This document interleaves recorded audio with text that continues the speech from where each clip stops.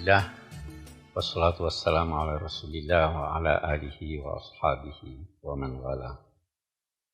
Bapak-bapak, ibu-ibu, saudara-saudara sekalian, Assalamualaikum warahmatullahi wabarakatuh.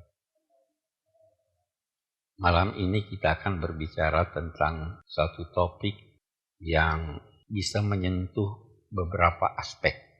Yang jelas, tema kita adalah Tahun Baru Hijrah. Kita punya topik menyangkut itu. Ada beberapa teman yang mengusulkan sekian banyak tema. Saya ingin berusaha menggabung harapan teman-teman itu dengan bertitik tolak dari Tahun Baru Hijrah. Jadi begini, memang satu tema bisa mempunyai sekian banyak aspek. Kalau kita bicara tentang Tahun Baru Hijrah, kita bisa bicara misalnya mengapa hijrah yang dipilih oleh sahabat-sahabat Nabi menjadi awal tahun Islam. Kenapa bukan Maulid Nabi seperti Nabi Isa? Kenapa bukan hari kemenangan? Yang dipilih adalah hijrah. Itu bisa bicara soal. Kalau kita bicara soal hijrah ini, kita bisa bicara tentang nilai-nilai yang ditemukan di dalam hijrah yang amat kita butuhkan dalam kehidupan kita, baik sebagai individu maupun sebagai bangsa. Satu hal misalnya yang menarik, karena ini yang paling berkesan di hati saya. Dan saya dimaki karena itu. Tapi saya ingin ulangi. Saya pernah berkata begini. Apapun yang dilakukan oleh seorang, betapapun tinggi kedudukan itu, kalau yang dilakukannya dalam kondisi yang sama, tetapi berbeda dengan apa yang dilakukan Nabi, maka yang dilakukan Nabi itu yang lebih benar atau yang benar, dan yang dilakukan selainnya itu bisa tidak lebih benar. Ini yang saya mau. Nah, di hijrah itu begini. Waktu Nabi hijrah masuk dalam gua Thawr, Sayyidina Abu Bakar sangat takut, sedih. Nabi menenangkan beliau. Ya kan kita baca di Quran, "Idz yaqulu li sahibihi la tahzan innallaha ma'ana." Waktu perang Badar, Nabi yang khawatir. Doa sampai serbannya jatuh, Sayyidina Abu Bakar yang menenangkan Nabi. Kafaka fa innallaha munjizun laka ma wa'adak. Beda enggak ini sikapnya? Di hijrah Nabi tenang, Sayyidina Abu Bakar yang gelisah. Di Badar Nabi yang gelisah, Sayyidina Abu Bakar yang memberikan ketenangan. Nah, kondisi sama tapi bertolak belakang. Siapa yang benar? Dua-dua benar, ini bertolak belakang. Nah, saya waktu itu yang saya lantas dimaki ini, saya berkata, betapapun kita meletakkan Sayyidina Abu Bakar di atas kepala kita, satu-satunya manusia yang disebut gelarnya oleh Al-Quran sahibihi. Tetapi dalam sikap, kedua sikapnya itu, sikap Nabi lebih benar daripada Sayyidina Abu Bakar. Kenapa? Kita lihat. Kalau Anda sudah kepepet, tidak bisa lagi melakukan suatu kegiatan, apa masih perlu sedih? Nabi di dalam gua, ya kan? Kata Sayyidina Abu Bakar, kalau orang nunduk aja dia dapati kita. Mau lari keluar, nggak bisa. Bagaimana sikap yang harus diambil? Harus takut atau berserah diri pada Allah? Tidak perlu sedih. Pilihan Allah itu yang terbaik. Itu yang diperagakan Nabi. Karena tidak ada lagi usaha yang bisa dilakukan. Jadi tidak usah sedih. Utusan Allah itu yang terbaik. Itu yang diperankan Nabi waktu hijrah.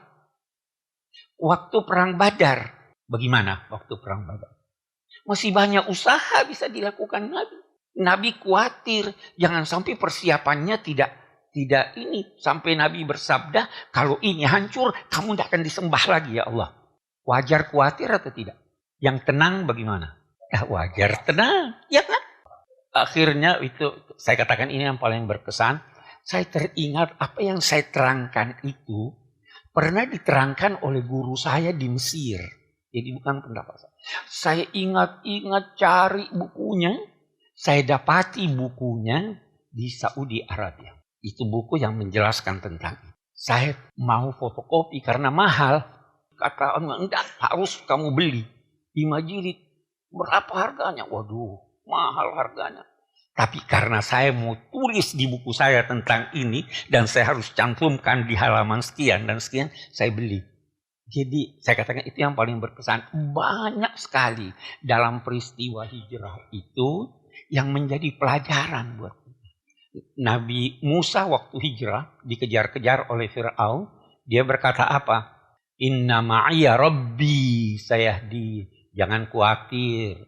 Bersama aku Tuhanku, dia akan memberi petunjuk kepada saya. Kalau Nabi Muhammad apa katanya?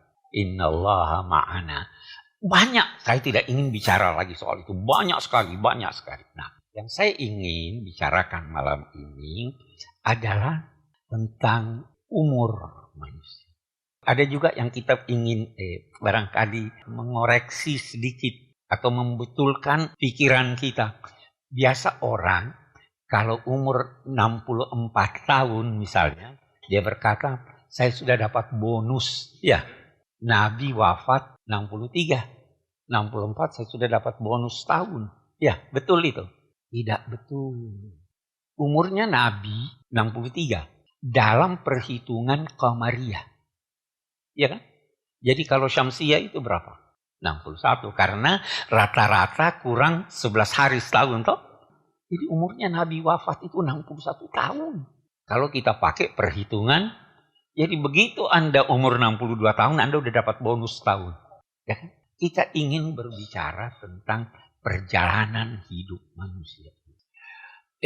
Itu ada buku ditulis oleh Habib Abdullah Haddad. Ada beberapa buku yang berbicara tentang perjalanan hidup manusia ini. Saya ingin lihat yang pertama. Kita ini di mana sebelum kita di dunia? Kita pernah ada sebelum di dunia? Kita pernah ada. Itu yang oleh ulama-ulama dikatakan kita berada di alam dzar.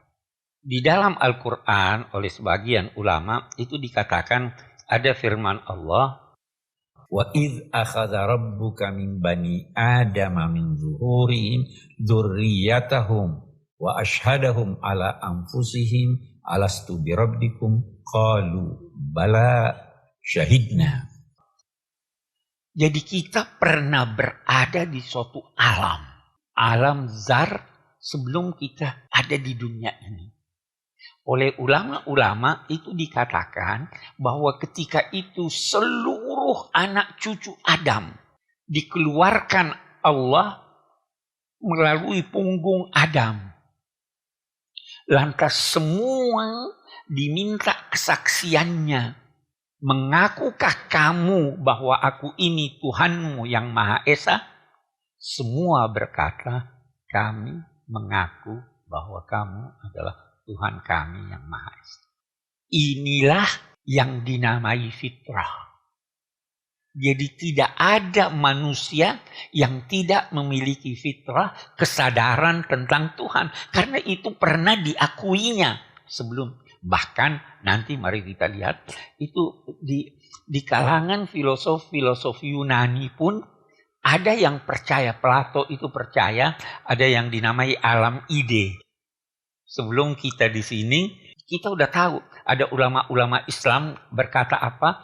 Kalau Anda menemukan di dalam Al-Quran firman Allah, afala tazakkarun, apa kamu tidak ingat? Kapan diingat? Mestinya ingat di alam zar.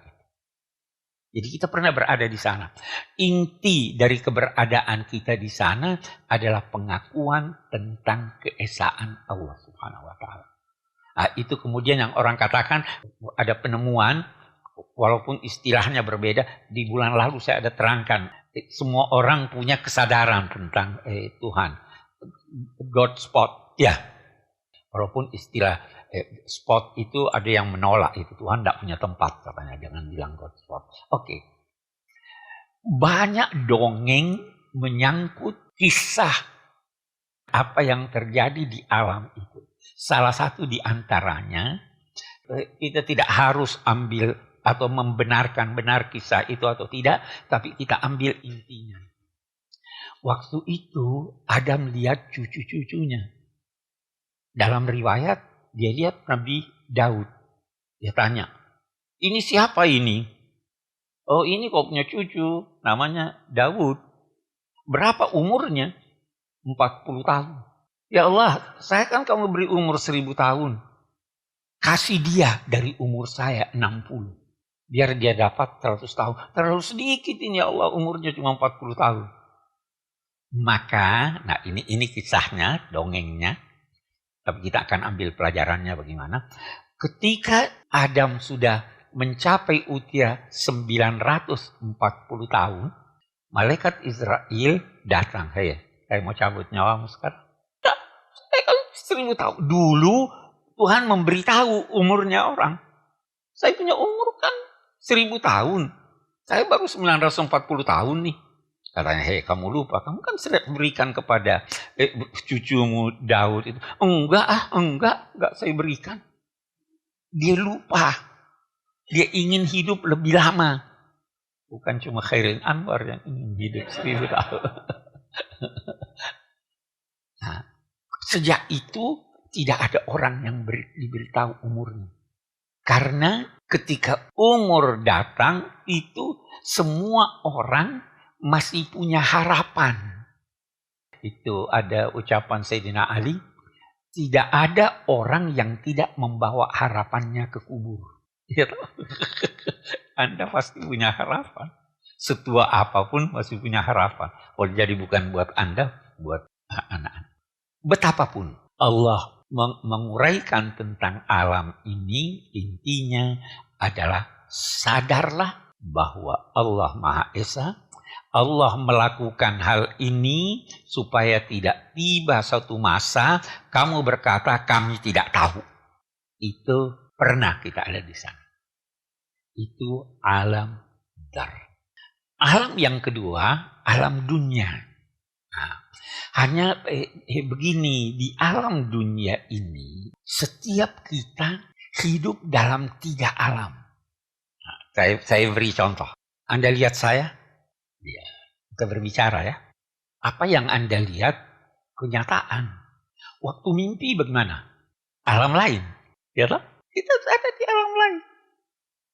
Kalau di alam kita, perpindahan dari satu tempat ke tempat yang lain membutuhkan waktu yang. Kalau mimpi, pergi ke New York, pulang balik, itu mimpi, kata para pakar, itu tidak lebih dari 1-2 menit. Kita punya alam itu atau tidak? Nah, ada alam ketiga, saya beri contoh. Anda mendengar ucapan saya. Bagaimana kesan Anda tentang ucapan saya? Saya tidak tahu. Ya, ada alam tersendiri buat Anda. Saya beri contoh yang lain. Nonton TV. Satu orang ucapkan Assalamualaikum, tidak dengar. Assalamualaikum, tidak dengar. Itu bahunya tidak didengar. Dia menangis. Ada kan yang begitu? Apalagi ibu-ibu tuh biasa kalau. Alamnya beda dengan alam kita. Itu kita di dunia nih, alam kita udah beda-beda. Kekeliruan kita biasa, kalau berbicara tentang alam yang di luar alam dunia ini, kita selalu menganalogikannya dengan alam. Ada ungkapan dinisbahkan kepada Sayyidina Ali, an-nasu niyam fa idza matu intabahu. Manusia itu sekarang tidur, kalau dia mati, dia bangun, dia lihat kenyataan. Alam dunia ini, kita setelah wujud, itu dimulai ketika kita masih dalam perut ibu. Kita di alam dunia. Lahir, kita bayi, menanjak, remaja, dewasa, tua, pikun. Itu perjalanan hidup manusia. Kalau dia bisa sampai di sana. Ada yang wafat sejak kecil. Tapi kalau berlanjut begitulah. Yukhrijukum tiflan litablughu asyuddakum sampai arzalil umr. Pikun. Likai la ya'lama min ba'di ilmin syai'an. Dia sudah tidak tahu apa yang dulu diketahuinya. Dia tidak tahu. Ada orang yang sakit tuh, dia ingat yang dulu, yang sekarang tidak. Allah yarham walidi, saya punya orang tua itu kena Parkinson begitu. Kalau cerita yang lama, mendetail. Tapi kalau saya sudah makan atau belum ya? Saya sudah salat atau belum ya? Itu orang-orang yang sudah sampai. Itu perjalanan kita di dunia. Yang jelas perjalanan di dunia itu mulai dari dalam perut sampai kita lahir, sampai bayi, sampai remaja, itu pembekalan. Ambil bekal. Sejak dalam perut. Itu sebabnya agama memerintahkan berdoa. Sebenarnya doa itu untuk anak. Itu sebabnya agama memerintahkan ciptakanlah situasi tenang, situasi harmonis, situasi religius waktu hubungan. Sebab itu punya pengaruh terhadap anak. Persis kalau ada ibu-ibu masak marah-marah, masakannya bagus atau tidak? Kacau. Saya suka cerita pengalaman. Cucu saya itu kalau dibuatkan Milo oleh neneknya, dia katakan, enak, ini dibuat dengan cinta. Ya? Kalau asal jadi, itu berpengaruh pada anak.